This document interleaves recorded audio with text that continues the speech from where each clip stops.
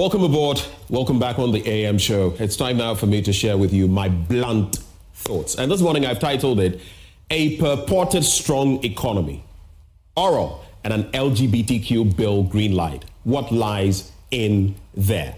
A purported strong economy, oral, and an LGBTQ bill green light. What lies in there? And of course, when I talk about oral, I'm talking about Operation Recover All Loot. But let's start from here on this bit on our economy. The finance minister, Dr. Amin Adam, has been saying we're handing over a strong economy, robust economy. In fact, the president has always also said same, Nana Addo Dankwa Akufo-Addo. But what are some of the facts? How do we tell? Let's go to the next slide. So if you look at Ghana's economy, the reality check, one of the measures you can use is GDP, gross domestic product. You look at our GDP in 2016, 219.6 billion, and in 2024, the current status, at least leading into next year, 1.05 trillion Ghana cedis. Of course, you have to factor in the dollar rate and all that. Let's go to the next slide. And from the public debt stock, if we can go to the next slide, then you would see that we have here the public debt, which is 120 billion Ghana cedis when the NDC was leaving office, and the 761 billion Ghana cedis and counting as this administration begins to leave power. You can also weigh in on inflation back then versus now. Now we've hit a peak of about 54+%. And you remember just about a year and a half, 2 years ago, we hit that stride. But as of when the NDC was leaving office, we're looking at about 15.4%. And we said this was not good. And we had to deal with the situation. Agreed. It was a bit high. It was rather high. Then we come to the current administration. Even now that it has plummeted from 54%, you're looking at a staggering 23%. Now, in other jurisdictions, they have ways of managing such things, especially including the safety nets when it comes to people who have no work, no means of sustenance. We don't. So this is crucial, and it bites you. Next slide. Then you look at the exchange rate. And of course, you remember famously the current president talking about under Kufuor, 2 cedis, $1, and now about 4 cedis to the dollar, thereabouts. Well, the reality is that we're looking at, in 2016, 4 cedis and 9 pesos to the dollar.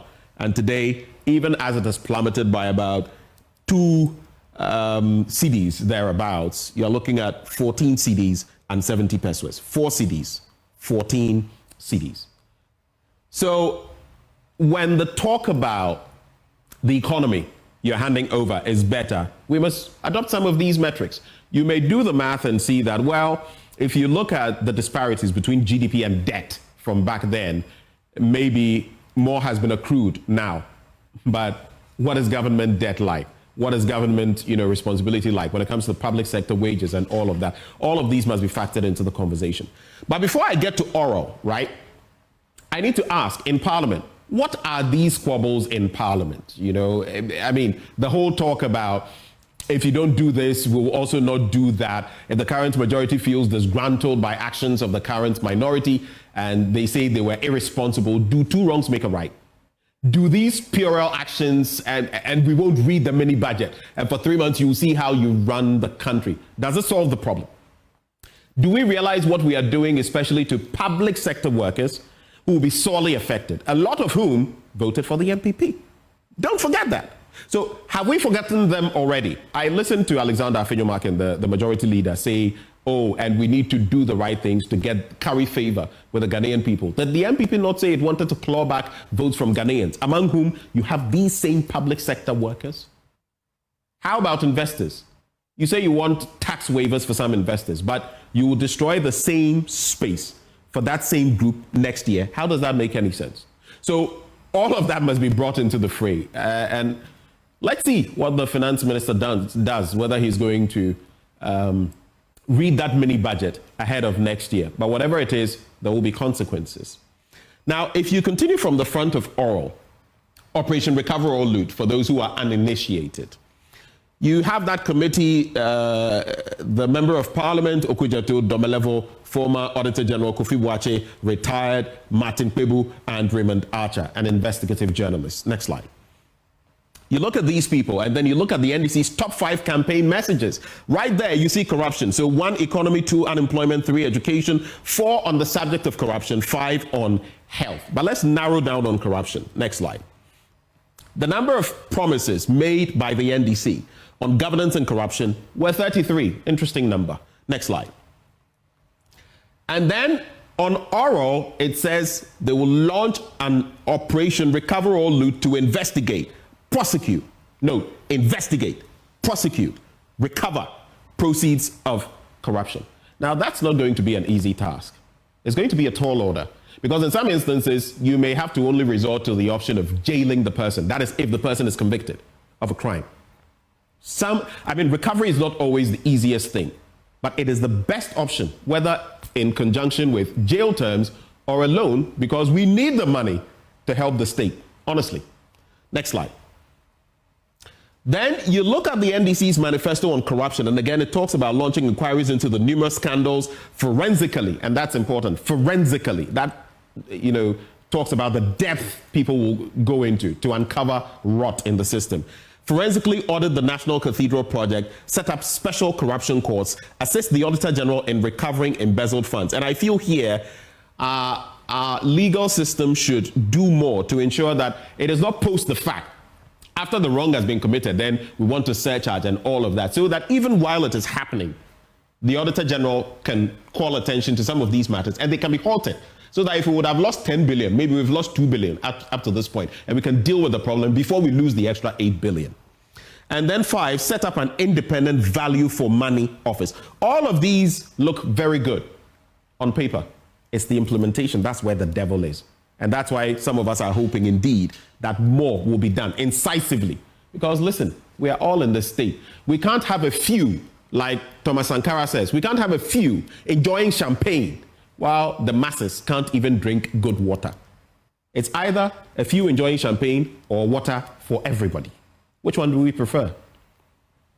Then the mandate of the oral preparatory team: gather evidence from citizens and whistleblowers. This is important because we also need to protect whistleblowers and not leave them open. I've heard the likes of Hobson Adoye, former MP, Enin, talk about the fact that they know people in this administration who have engaged in corruption, and they can lead them to some of these, documents and other things. Such people, if indeed what they say is true, ought to be protected as whistleblowers.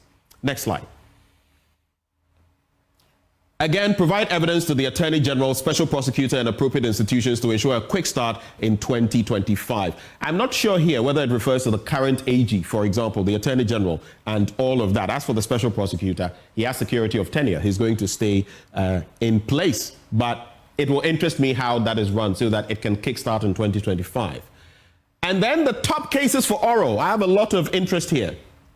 National Cathedral expenditure. I've always said, and some people feel, when you talk against this, you don't sound Christian. I'm very Catholic, but this honestly made no real sense to me within the time frame. If it were to be a long-term project like the Notre Dame in France, do you know how long it took to put the Notre Dame up in France and all of that? It would make sense. But especially when you say, no state money is going in there, and you end up doing what you did, how can I support that? That is if God even spoke. Then, point 2, $2 million spent on the Sky Train project is also going to be looked at. People are calling for these.